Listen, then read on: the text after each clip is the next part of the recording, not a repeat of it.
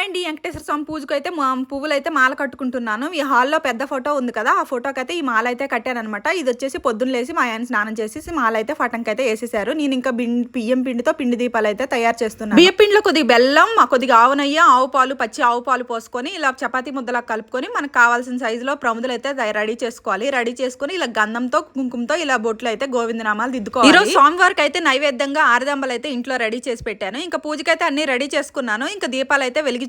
ఏకహారతితో దీపాలు వెలిగించేసి ధూపం కూడా వేసేసి బత్తాయి, అరటిపండు, యాపిల్ అయితే పెట్టాను. పానకం, వడపప్పు, ఆవు పచ్చిపాలు అయితే పెట్టాను అనమాట. తర్వాత కొబ్బరికాయ కొట్టి హారతి కూడా ఇచ్చేసాను. ఇంట్లో పూజ అయితే అయిపోయింది. ఫాస్టింగ్ ఉండాలా అక్క అని అడుగుతున్నారు. శనివారం పూజ చేసేటప్పుడు మనం మొక్కుకుంటే కనుక ఫాస్టింగ్ ఉండాలండి. మొక్కు లేకపోతే మాత్రం అవసరం లేదు. శనివారం 7 శనివారం వ్రతం చేసేటప్పుడు మాత్రం ఉదయం ఏమీ తీసుకోము. మధ్యాహ్నం ఆ ప్రసాదం ఏదైనా ఇంట్లో ఉండే లంచ్ అయితే చేస్తాము. రాత్రికి వచ్చేసి ఏదైనా ఫ్రూట్స్ కానీ ప్రసాదం కానీ తింటామన్నమాట. సో క్లారిటీ అయితే ఇచ్చేసాను. Bye bye.